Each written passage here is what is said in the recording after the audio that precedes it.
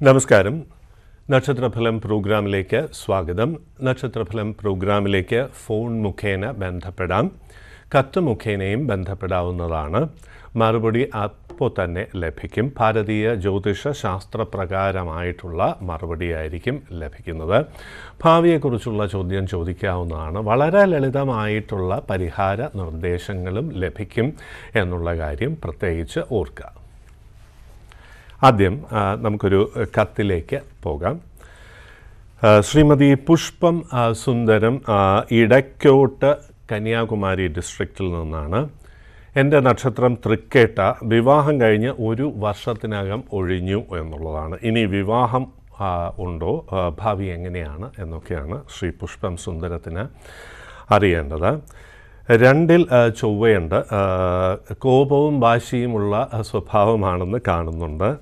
അതൊന്ന് നിയന്ത്രിക്കണം. എന്തായാലും നല്ല വിവാഹ ജീവിതം ലഭിക്കുമെന്ന് കാണുന്നുണ്ട്. കാരണം 7-ാം ഭാവാധിപന് ബലമുണ്ട്. ബലം വരുന്ന കാലം ആരംഭിക്കുന്നതേ ഉള്ളൂ എന്നുള്ളതാണ്. ഈ വർഷം സെപ്റ്റംബർ മുതൽ വിവാഹകാലമാണ്. 2019 സെപ്റ്റംബർ മുതൽ തന്നെ വിവാഹകാലമാണ്. തൃക്കേട്ടയാണ് നക്ഷത്രം. അനുകൂലമായിട്ട് വ്യാഴൻ വരികയാണ് എന്നുള്ള കാര്യം പ്രത്യേകിച്ച് ഓർക്കുക.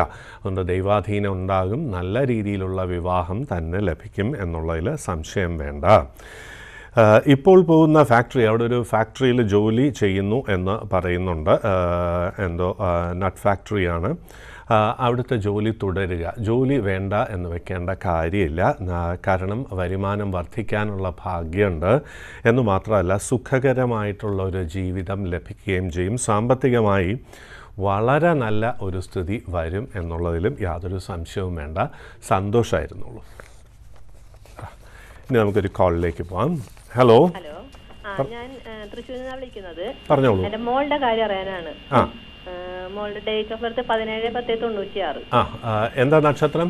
തൃക്കേട്ടയാണ് നക്ഷത്രം. വിദ്യാഭ്യാസവും വിവാഹവും എനിക്ക് അറിയണം. വിദ്യാഭ്യാസവും വിവാഹവും. എത്ര വയസ്സായി ഇപ്പോൾ കുട്ടിക്ക്?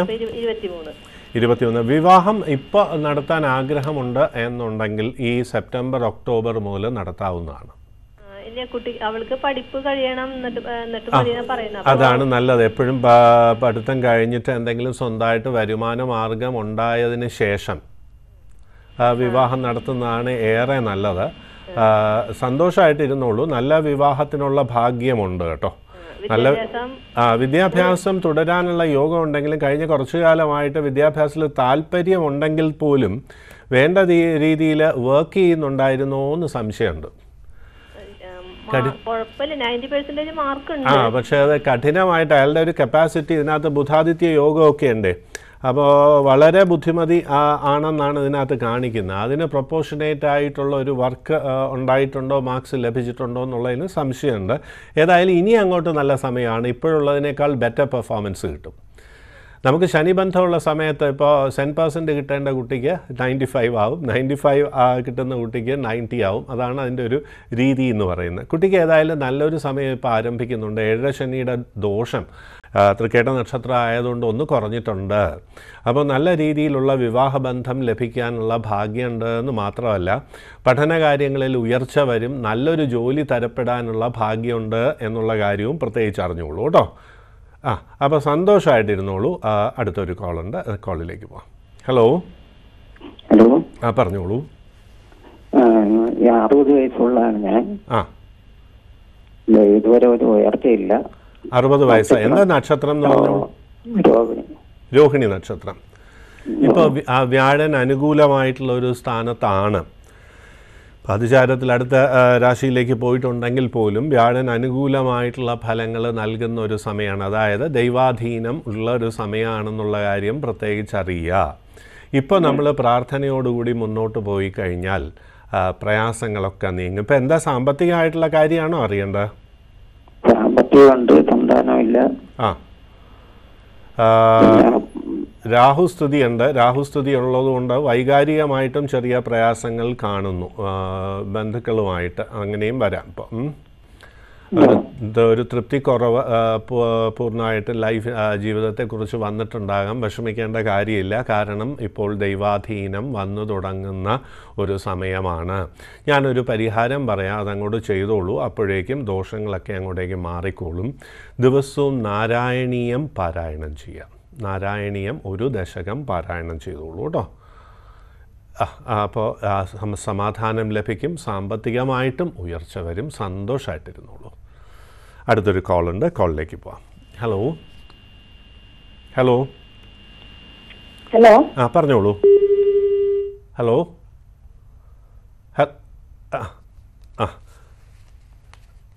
അടുത്ത കോളിലേക്ക് പോവാം, പറഞ്ഞോളൂ. ഹലോ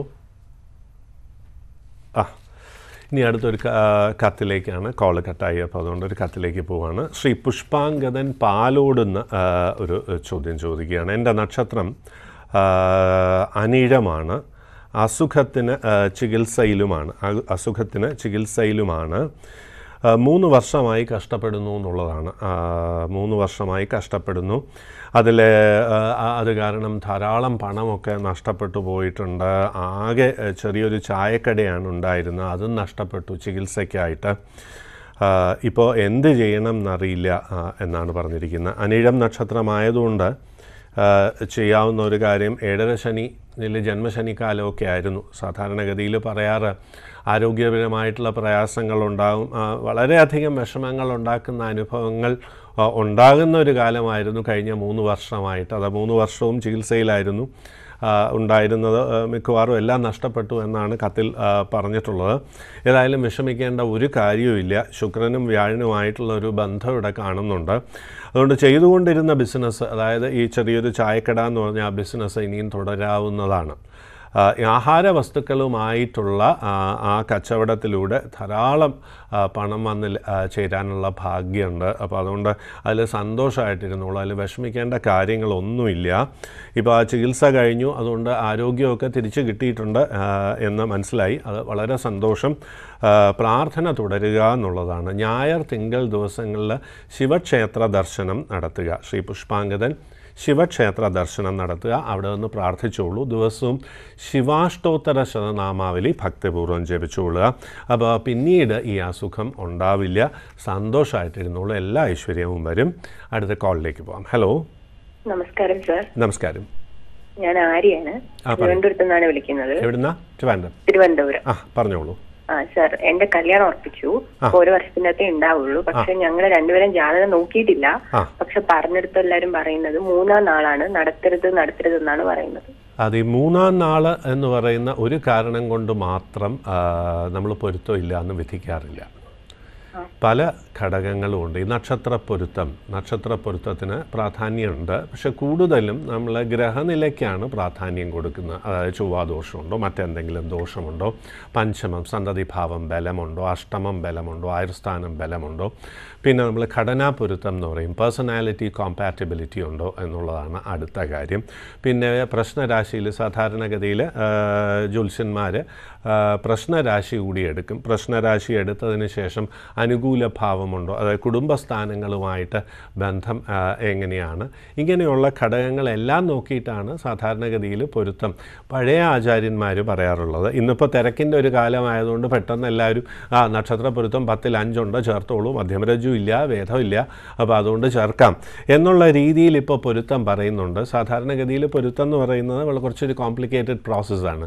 അത് വിശദമായിട്ട് നോക്കിയിട്ട് മാത്രമേ ജ്യോത്സ്യന്മാർ അഭിപ്രായം പറയാറുള്ളൂ. എന്താ നക്ഷത്രം കുട്ടിയുടെ? എൻ്റെ നക്ഷത്രം പൂയ നക്ഷത്രം.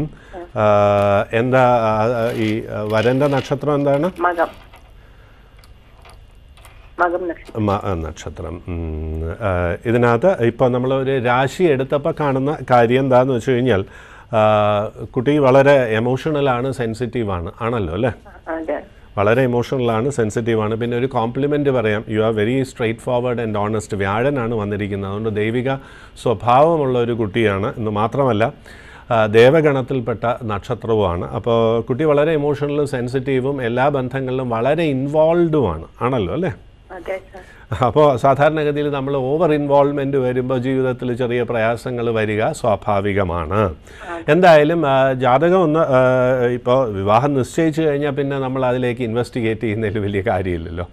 പുള്ളിയുടെ ജാതകം എഴുതിയിട്ടില്ല, പക്ഷെ ഇപ്പൊ എന്റെ വീട്ടിലാണ് ഒരുപാട് പറയുന്നത് അത് നോക്കണം എന്ന് ഒരുപാട് പേര് പറയുന്നുണ്ട്.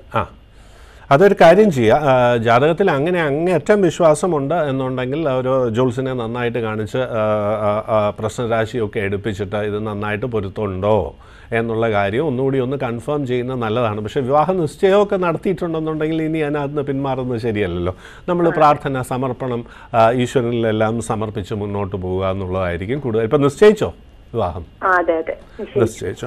അപ്പോൾ ഇനി ജോത്സ്യനെ കാണിച്ച് എന്തെങ്കിലും പരിഹാരമൊക്കെ ഉണ്ടോ എന്ന് വിശദമായിട്ട് പ്രശ്നരാശിയിൽ ചിന്തിച്ച് പരിഹാരങ്ങളൊക്കെ ചെയ്ത് മുന്നോട്ട് പോവുക. നിശ്ചയിച്ചിട്ട് പിന്നെ അതിൽ നിന്ന് പിന്മാറുന്നതിൽ വലിയ അർത്ഥമില്ലല്ലോ. എന്തായാലും എല്ലാത്തിനും ഒരു പരിധിവരെ പരിഹാരങ്ങളുണ്ടാവും. ഈശ്വര സമർപ്പണം കൊണ്ട് മാറാത്ത കാര്യങ്ങളില്ല. പിന്നെ രണ്ട് വ്യക്തികൾ തമ്മിലുള്ള ബന്ധത്തിൽ ഈ അഡ്ജസ്റ്റ്മെൻ്റാണ് ഏറ്റവും പ്രധാനം. അപ്പോൾ അഡ്ജസ്റ്റ്മെൻറ്റിന് നമ്മൾ സ്വയം റിഫൈൻഡ് ആകുക എന്നുള്ളതാണ്. അത് ധ്യാനം, പ്രത്യേകിച്ച് ധ്യാനം. കുട്ടി വളരെ ഇൻവോൾവ് ആണ്, ഇമോഷണലാണ്, വ്യാഴനുമായിട്ട് ബന്ധമുണ്ടെന്ന് ഞാൻ പറഞ്ഞു കഴിഞ്ഞു. ഓവർ ഇൻവോൾവ്മെൻറ്റ് വരുമ്പോൾ ആ രീതിയിലുള്ള ഒരു റെസ്പോൺസ് എല്ലാവരിൽ നിന്നും വരണം എന്നില്ല. അപ്പോഴേക്കും മനസ്സിന് വിഷമവും പ്രയാസങ്ങളും ഒക്കെ വരിക വളരെ സ്വാഭാവികം. അത്രയും നല്ലൊരു മനസ്സുള്ള ഒരാളെ തന്നെ നമുക്ക് എപ്പോഴും കിട്ടണമെന്നില്ലല്ലോ. അപ്പോൾ മകൻ എന്ന് പറയുന്ന കുറച്ചുകൂടി കോപവും കുറച്ചുകൂടെ രൂക്ഷ നക്ഷത്രം എന്ന് നമ്മൾ പറയും. അതുകൊണ്ട് പ്രയാസങ്ങളൊന്നും വരില്ല. പ്രാർത്ഥനയോടുകൂടി മുന്നോട്ട് പോവുക. ഏതായാലും ഒരു നല്ല ജോത്സ്യനെ ഒന്ന് കാണിച്ചോളൂ കേട്ടോ. പൊരുത്തം ഇവിടെ നോക്കുന്ന രീതിയിൽ ഇപ്പം നമ്മൾ പൊതുവെയുള്ള കാര്യമാണ് പറഞ്ഞ് വലിയ ഇനി വിശദമായിട്ട് ഗ്രഹനിലയും പ്രശ്നവും നോക്കിയാലേ അതിനെക്കുറിച്ച് അറിയാൻ പറ്റുള്ളൂ. ഏതായാലും സന്തോഷമായിട്ടിരുന്നോളൂ, വിഷമിക്കാനൊന്നും തന്നെയില്ല. ശിവപാർവതി സ്തോത്രം ദിവസവും ജപിച്ചോളൂ. നല്ലൊരു വിവാഹബന്ധം തന്നെ ലഭിക്കും. സന്തോഷമായിട്ടിരിക്കുക കേട്ടോ. അടുത്ത കോളിലേക്ക് പോവാം. ഹലോ. പറയൂ.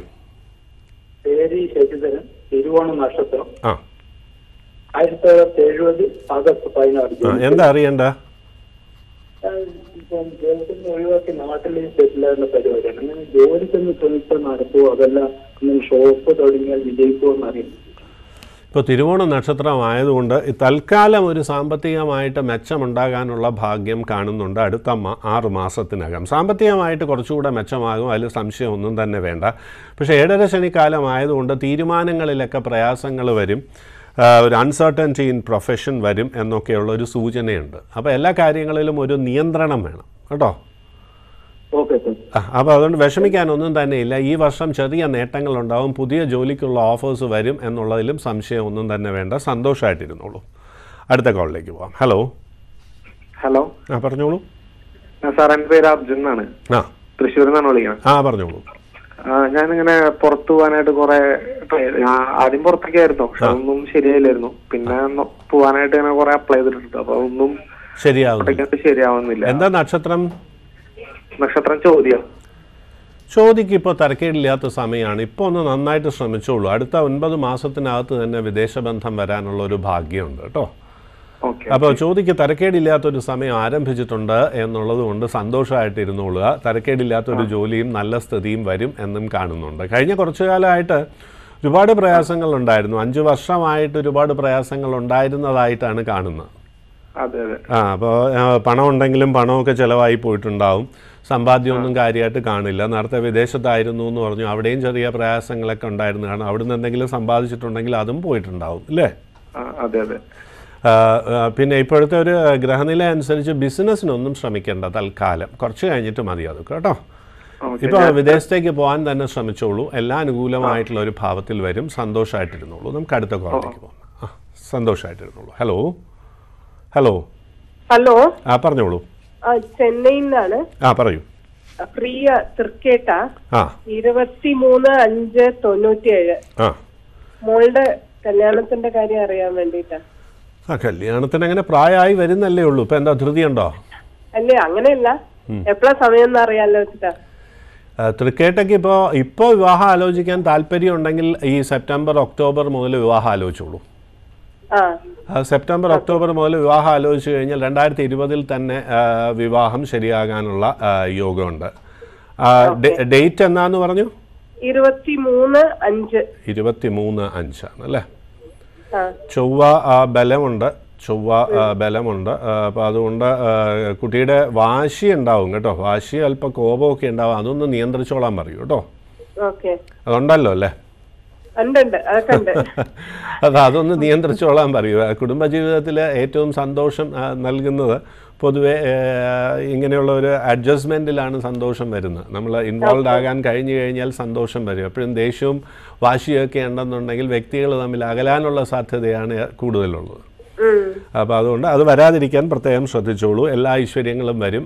ഇപ്പം വിവാഹം ആലോചിക്കാവുന്നതാണ്. ഇപ്പം വേണ്ട, അതായത് 6 മാസം കഴിഞ്ഞിട്ട് സെപ്റ്റംബർ ഒക്ടോബർ മുതൽ വിവാഹം ആലോചിച്ചോളൂ. നല്ല വിവാഹം കിട്ടും കേട്ടോ. സന്തോഷം. പഠിപ്പ് തരക്കേടില്ല, എന്നാലും ഒരു പെർഫോമൻസ് അത്ര നന്നായിരുന്നില്ല കഴിഞ്ഞ കുറച്ചു കാലമായിട്ട്. ഇനി അങ്ങോട്ട് മെച്ചമായിക്കോളും, കുറച്ചുകൂടെ നന്നാവും കേട്ടോ. സന്തോഷമായിട്ടിരുന്നോളൂ. ഇനി ഒരു കത്താണ്. ശ്രീമതി സുനന്ദ സാം, ഇടുക്കി. എൻ്റെ നക്ഷത്രം ഉത്രട്ടാതി. നല്ല രീതിയിൽ ജീവിച്ചിരുന്നതാണ്. അല്പം റബ്ബറൊക്കെ ഉണ്ടായിരുന്നു.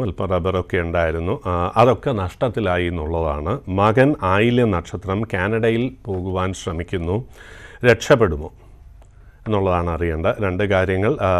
സുനന്ദ സാമിൻ്റെ നക്ഷത്രം ഉത്രട്ടാതിയാണ്, മകൻ ആയില്യം. ഉത്രട്ടാതിക്ക് ഇപ്പോൾ ഭേദപ്പെട്ട സമയമാണ്, ലാഭം വന്നു ചേരാനുള്ള ഭാഗ്യമുണ്ട്. അതുകൊണ്ട് സന്തോഷമായിട്ടിരിക്കുക.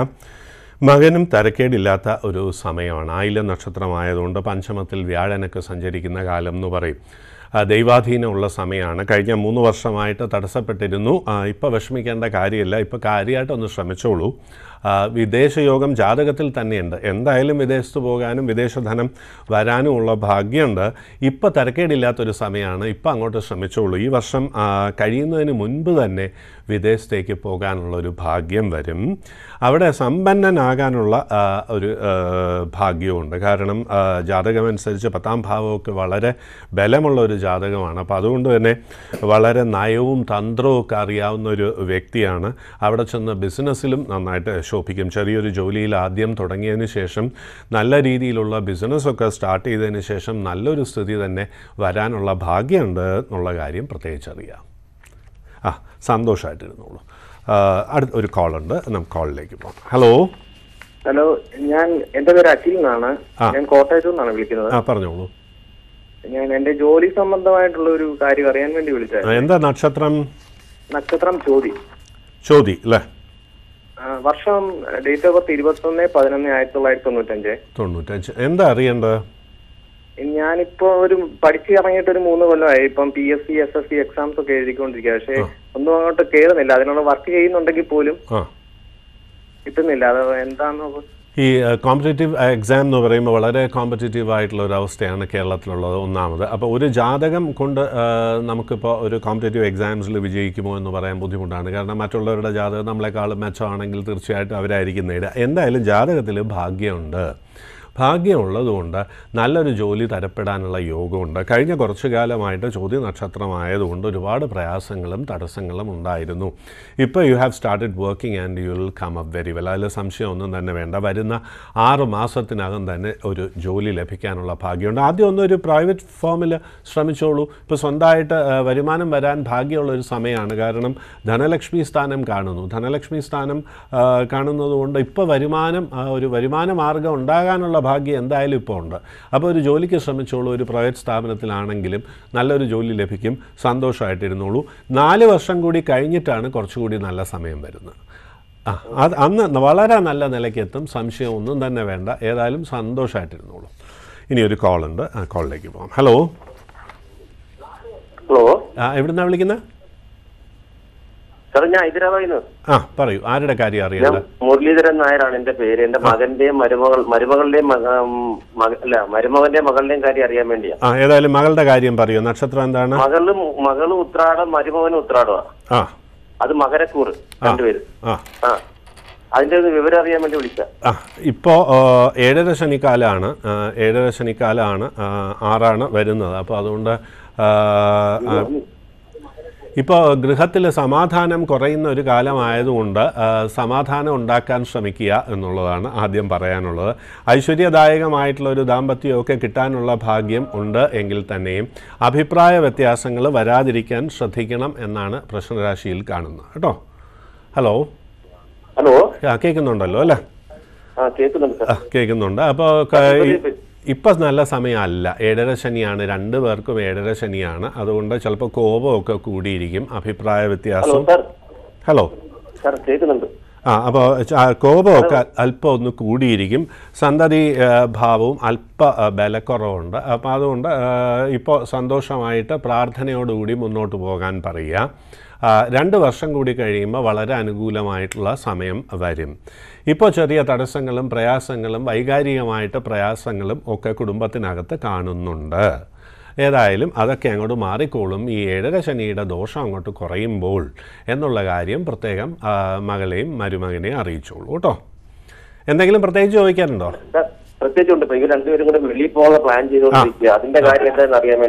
വിദേശത്തേക്ക് ഇപ്പോൾ അത്ര അനുകൂലമായിട്ടുള്ള സമയമല്ല, കുറച്ച് തടസ്സങ്ങളുണ്ടാവും. ഇപ്പോൾ പണമൊന്നും അതിന് വേണ്ടിയിട്ട് ഇൻവെസ്റ്റ് ചെയ്യരുത്. പണമൊക്കെ ഇൻവെസ്റ്റ് ചെയ്ത് കഴിഞ്ഞാൽ നഷ്ടപ്പെടാനുള്ള യോഗമാണ് കാണുന്നത്. അതുകൊണ്ട് ആ കാര്യം ഒന്ന് പ്രത്യേകം ശ്രദ്ധിച്ചോളൂ. പണമൊന്നും മുടക്കാതിരിക്കുക. പണം മുടക്കി കഴിഞ്ഞാൽ പണം നഷ്ടപ്പെടാനുള്ള സാധ്യതയുണ്ട്. സന്തോഷമായിട്ടിരുന്നോളൂ, നാരായണീയ പാരായണം നടത്തിക്കോളൂ. കുടുംബത്തിൽ സന്തോഷം വരികയും ചെയ്യും, എല്ലാ ഐശ്വര്യങ്ങളും വരും. നക്ഷത്രഫലം പ്രോഗ്രാമിലേക്ക് കത്തുകൾ അയക്കാവുന്നതാണ്. കത്തുകൾക്കുള്ള മറുപടി അപ്പോൾ തന്നെ ലഭിക്കും, അന്ന് ആ ദിവസം തന്നെ ലഭിക്കും. അതായത് ഞായറാഴ്ചകളിൽ ലഭിക്കും. മറ്റു ദിവസങ്ങളിൽ നക്ഷത്രഫലം പ്രോഗ്രാമുണ്ട്. കഥകൾ അയക്കേണ്ട മേൽവിലാസം പ്രൊഡ്യൂസർ നക്ഷത്രഫലം ന്യൂസ് 18 കേരളം കുളത്തൂർ PO തിരുവനന്തപുരം 695583 എന്നുള്ള വിലാസത്തിൽ കത്തുകൾ അയക്കുക. മറുപടി ലഭിക്കുന്നതാണ്. ഫോൺ മുഖേനയും നക്ഷത്രഫലവുമായി ബന്ധപ്പെടാവുന്നതാണ്. അതിൻ്റെ പ്രത്യേകത അപ്പം തന്നെ മറുപടി ലഭിക്കും എന്നുള്ളതാണ്. പ്രധാനപ്പെട്ട കാര്യങ്ങൾക്കൊക്കെ മറുപടി ലഭിക്കും. ലളിതമായിട്ടുള്ള പരിഹാര നിർദ്ദേശങ്ങളും ലഭിക്കും എന്നുള്ള കാര്യം പ്രത്യേകം അറിഞ്ഞിരിക്കുക. ഇന്നത്തെ നക്ഷത്രഫലം പ്രോഗ്രാം ഇവിടെ പൂർണ്ണമാകുന്നു. നമസ്കാരം.